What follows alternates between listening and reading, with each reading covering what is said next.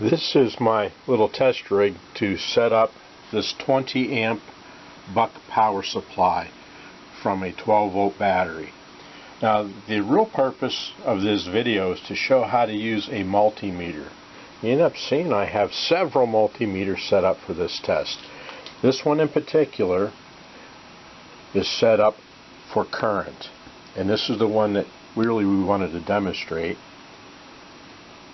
It is hooked up in series to this circuit. So let's kind of go over the circuit real quick. The battery is hooked up directly to the buck power supply. And whenever I do it for real, there will be a fuse there, and there may be a blocking diode. Energize this buck power supply. It has its own on-off switch. That's the reason it's not on right now. Yay! In series, coming off the output, it follows this red lead into the meter. Coming out of the meter on the COM, coming in on the 20 amp lead, coming out of the black lead is coming back to our load. And our load are several different resistors, and these are high power resistors.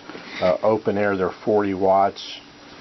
On heat sinks they're rated for 70, and we're not putting a whole lot of power in them, but boy, they still get pretty warm. So that is the series part of the circuit to measure series current, and that'll be part of our data taking. There's another meter here. This actually is a dual type of meter. It is a scope meter. It also has meter output, so I'm going to use that, and I'm going to watch the output voltage of the power supply. And that's really important too, and we'll discuss it we set up. The very first thing we're going to do is when we turn it on, you notice there's no load on here, and so that's what I like to adjust, is set the no load volts. And then as we increase current, we're going to check for voltage regulation. This buck boost power supply has two adjustment knobs in them, two pots. You can get a little closer here, and this plastic doodad here is called a tweaker. It's specifically set up to find that little knob on there, and it's got a little blade so I can put on here and adjust it. This outer one is labeled volts. This inner one, this inner pot, is labeled current. Actually, it says CC for current and CV for voltage. The labels on the pots. So we're going to set the output voltage to about 7 volts unloaded for the buck power supply output. So I also have another meter on the battery just in case I start discharging it and running too much power out of it and the voltage drops too much. I want to keep an eye on it just in case it may dip below what we want to interfere with actually the test that we're running. So the plan is we're going to find out where current limit is set at on this pot. What the current limit does is it will stop increasing the output volts if it hits the current rating that it's set for. So we'll bump into it. If we actually see current limit, we will get no more current out of it even if we add additional resistors to it, and the unit itself will sag the voltage to keep the current down. So we'll be keeping an eye on that voltage, and we can adjust the pots. We really don't want to adjust the voltage pot too much because the open circuit will be affected. So let's just get started by checking open circuit volts.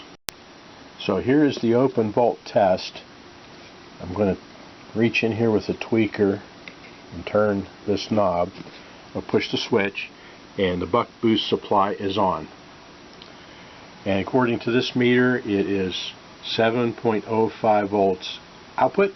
And just to double check the ammeter that we have set up reads 0, which is really important because we don't want it to be conducting current if it's open circuit. So I may just tweak this voltage down just a touch, and we'll see that if I put the tweaker on that knob and I can adjust it, and I'll get it down just right at 7, just for fun. So you can see that that pot does work, and I can adjust it all the way up to the voltage of the input power voltage. But it wouldn't be much of a power supply if it stayed there. Okay. So the next step is going to put load on it. This is a 10 ohm resistor. So with 7 volts on the output of this buck power supply, 10 ohms into 7, we should see 7/10 of an amp flowing. And it should be holding 7 volts regulation. That's not a very high load. That's less than a 5% load. So I'm going to turn it on. There we go. So the buck power supply is on. The voltage came down a little bit, which is understandable. A light load is 6.9 volts. But what's nice and interesting is we wanted to see in particular about our DC ammeter. And roughly 7 volts divided by 10 ohms is going to be 0.7 amps. So that's a really good indicator there that we've got a calibration set up that's proper, because the voltages and the currents align with what we see here within tolerances of this 10 ohm resistor. So we're going to write those numbers down, and I'm going to kind of keep track of that regulation. Not only that, we're going to see if we ever bump into current limit, and then we'll adjust it from there. This iteration of the test of the buck power supply, demonstrating the DC series ammeter also, I'm now put a 2 ohm resistor in the circuit. So these are nice numbers. These are like school numbers. So I have, if we have 7 volts output and 2 ohms on the load side, we expect to see 3.5 amps of current. So let's turn it on and see what it looks like. It's kind of a fun schoolyard experiment. Okay, so we can turn the buck power supply on. Now, what I see right away is the voltage sagged to 6.6 volts, and our amps are 3.35. Now, the amp rating would make sense based on that voltage rating. So I'm going to write those numbers down. 6.6 and the 3.351. So I believe the meter is working just dandy. This meter is doing a fine job measuring current, and it seems as if the buck power supply is sagging. And I'm looking at the power supply, the voltage of the battery, and it's still rock solid. It's like about 12.2, so there's plenty of headroom for operating. I don't want to adjust the voltage yet, because that'll affect our open loop and our low amp rating. But I'm going to turn the current limit pot, and I am turning it clockwise, and there's no change in current. So we're not banging into current limit. So I'm going to turn it back down a little bit. We'll bang into it eventually. So it seems like we don't have a very good voltage regulator in our buck power supply. So we're going to move on to test another set point of, or another load point here with 1 ohm. A 1 ohm load has been inserted into our test stand, and the 2 ohm load is removed. I also have a helper who is reminding me about voltage, amps, and power. And we were going to turn on the buck power supply, and note that with 1 ohm load we should see 7 amps. So with a 1 ohm load, our voltage sagged to 6.25, and our ammeter, our trusty ammeter, reads 6.25 as well, which makes perfect sense when you have 6.25 volts on the bus and you have 1 ohm load. It's going to be 6.25. 5.92 volts, and the amp reading is about 9 amps, 8.97, which makes sense. We were hoping for a lot more amps, but because of the voltage sag, I'm going to write these numbers down in my little notebook. 5.92 volts and 8.97 amps. So we are putting some current through there now, and it's starting to sag, and I can actually see now and check for, I'm going to put the tweaker on the current limit pot. Now that we've got enough current in there to do it. So I'm going to turn this knob clockwise, since it's not changing very much, and turn it counterclockwise, and the current's not changing very much. There it goes, a little bit. So the current and the voltage is starting to back down. So I am hitting the current limit pot now. So I'm going to just keep cranking it out of the way. Okay, so I'm going to bang into it just a little bit and turn it up again on the next step. Okay, so there it's coming back down. I'm going to adjust to just 8.96, and we had it up at 9.7. I'll turn it up just a little touch more. So we can expect that we're going to be banging into that current limit adjustment. The test setup now is wired in with a 1 ohm in parallel with a 2 ohm in parallel with a 2 ohm. This essentially is going to be a half ohm resistance. At 7 volts, we would expect to see 14 amps of current on the meter. Now we know the voltage is sagging. I'm not sure exactly where it's sagging, but it should get us close to where we were. And we also have to remember too that the current limit pot is in there somewhere, so we're going to have to adjust that as we go. So what we'll do is we're going to turn it on and see what amp readings are. Oh goodness, the meter's complaining. 10.8 amps. That's below what we expected.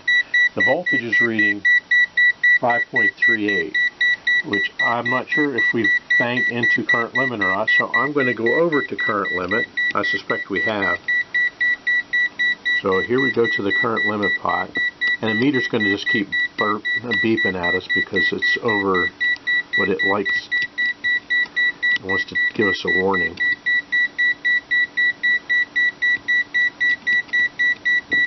Okay, there we're on there. So I'm turning the current limit pot clockwise, and now we're getting more amps out of it. And the voltage is increasing. So I'm going to keep going until we get to about 13, 14 amps, because that's what we expect to see. There's 11.45. Okay, I'm not getting more amps out of it anymore.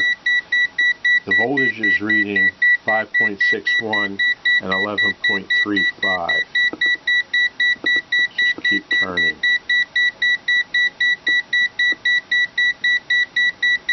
Okay, so I'm going to back it down until we start seeing it significantly back down again. So I know exactly where current limit is there. So I know I'm right at current limit, and the voltage is also coming back up again. Okay, so we're reading 11.34 amps at 5.6 volts. So I've modified the test again and added in parallel a 1 ohm, a 2 ohm, a 2 ohm, and a 2 ohm resistor, which is an equivalent of 0.4 ohms. Now we get a lot of current excessively if this buck converter didn't sag. But at the last sag point of 5.6 volts, I'm going to get about 14 amps. And I'm counting on that so I don't blow the fuse in the meter, in the series ammeter. If I was basing it on 7 volts as I had been in my first estimates for these things, it would be much higher. And I expect to be bumping into current limit. So I'm going to go ahead and turn it on, and we'll have to adjust current limit pot right away. And please do not blow my fuse. Okay, here we go. So it has sagged down to 5.3 volts and 13.45 amps DC out of this buck converter. And I also mentioned too that I keep a glove here, again, because these resistors are getting stinking hot. I actually burned my thumb on it. Okay, so what I'm going to do is adjust the current limit pot one last time. So we should get it up to about 14 amps. And you hear the meter is complaining. It says, don't blow my fuse. So I'm turning the current limit pot up. And the voltage is going up slightly. And here we go, current, it's about 13.5. Okay, so I'm back the current limit pot down, so I know that I'm in it, and it's backing down a little bit. Okay, so I'm increasing it a little bit, turn it back down, 4.97, 4.8, so I know I'm definitely going into current limit. It's not a hard current limit like I'm used to seeing with the digital controls anymore. It's kind of soft and saggy type of thing. Okay, so we did prove out that we're reading 13.5 amps DC, and the buck power supply is at 5.33 volts, and kind of do an analysis of it.